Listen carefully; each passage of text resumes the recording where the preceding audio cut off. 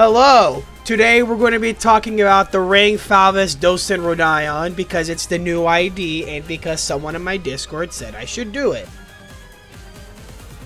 Now, before we talk about her skills, we're going to talk about her buffs that she can give herself. She's got 7 of them, and I'm going to go through one of them one by one. We have Pellet Vibrante, we have Mauled Color Rogue, we have Mauled Colored Blue, Touch Hardy, or however the fuck, La Falzame, Masque de Loup, Reflexion, and El Homage. Now, I definitely butchered all of that. So, her skill 1 deals extra damage for every type of negative effect on a target. If the target has Pellet Vibrante, it deals extra damage on top of that. She gains extra Clash Power and Final Power for every 4 bleed and sinking on the target. If the target has 4 or more types of negative effects, she'll reuse this coin. She will inflict 1 bleed count, 1 sinking, and 1 mauled color. Alright, so her skill 2 does kind of similar to the first one, where she deals extra damage for every type of negative effect, and extra damage the target has Pellet Vibrante. However, if the target has 2 or more types of mauled color, she'll deal extra damage to them. And she gets extra final power for every 4 bleed and sinking on the target, extra coin power for every 2 types of negative effects on the target. She inflicts bleed, sinking count, both types of mauled color that she can do. And if the target has 5 types of negative effects, she'll inflict 1 Touche Hardy. So she has 2 skill 3s. She's got her skill 3-1 and skill 3-2. We're going to go through both of them at the same time. Her skill 3-1 deals extra damage for every type of negative effect on the target. And the target has Pellet Vibrante, deal extra damage. However, if the target has 6 types of negative effects, she'll instead use her skill 3-2, which we'll talk about here in just a moment. She'll gain 1 coin power for every 4 bleed and sinking on target. She inflicts 2 bleed, about 4 bleed count, 2 mauled color rogue, 3 mauled colored blue, and she automatically inflicts 1 Touche Hardy. But if the target has 5 or more negative effects, she'll inflict another one on them at the next turn. And then her skill 3-2. It's an unfocused volley with an attack weight of 3. It deals extra damage for every type of negative effect on the target. If the target has Pellet Vibrante, deal extra damage. Extra coin power for every bleed and sinking on the target.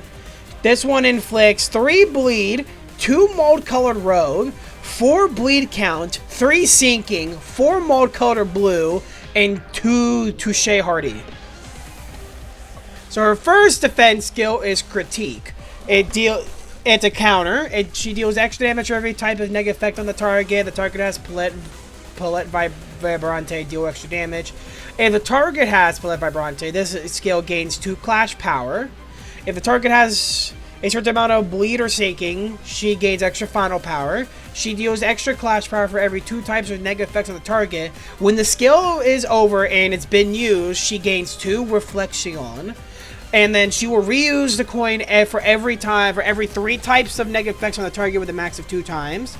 This counter inflicts 1 bleed, 1 sinking. It'll randomly inflict either mauled color rose or mauled color blue. And then if this coin has been used 3 times, she'll inflict 1 Touche Hardy. And then her other defense skill, if she does not have Reflexion and if she does not have the target effects, then she'll use Critique, as this is the base one. If the target has Pellet Vibrante, she'll deal extra damage with this counter. She gains extra final power for every bleed and sinking on the target. This one inflicts 1 bleed, 1 sinking, 1 mauled color rouge, 1 mauled color blue, and if the target does not have either of those 2, she'll inflict 1 additional one. So she has 3 combat passives and 1 support passive. For her combat passives, her first one is Mentorship, where at the start of the first turn, she'll gain El Homage equal to the amount of ring student identities that are on the field. And then at the beginning of that turn, she'll randomly apply an offense level up or defense level up to any of 2 ring student identities. And then her next combat passive, at the end of a turn, she will inflict Pellet Vibrante to any enemy that has mauled color rouge or mauled color blue and Touche Hardy simultaneously. And then depending on how much mauled color rouge and how much color blue, she'll inflict different various amounts of Pellet Vibrante, with a minimum of 2 and up to 4. And then at the end of the turn, If she had either inflicted Palais Vibrante 3 times, used Critique 2 times, or had used Burst Forth the Pulsing Crimson under your skin, she will gain La Vazume Mask de Loup, which is essentially Shin, but unique to her. And then her next combat passive, if she has a 2 Lust Resin or higher, she'll inflict extra Multicolor Rouge, Multicolor Blue, and extra Touche Hardy. And then her support passive, essentially, if you are doing a Lust Resonance, depending on how much you have put into it, if it's at an odd number, it will inflict extra bleed potency. If you have an even, it will inflict more psychic potency. And then basically this inflicts to the ally to the identity with the earliest deployment order. And then if that identity is in the ring, it'll gain extra offense level up or defense level up at the start of the turn.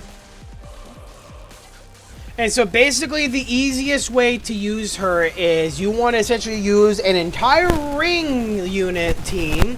So that way, because they all have the extremely high potency on the debuffs, like how the Yi-San can inflict up to 4 different debuffs. And basically, you're going to want to use those so she can build up her Palais Vibrante, making her ways too strong, and then allowing her to use her enhanced skill 3.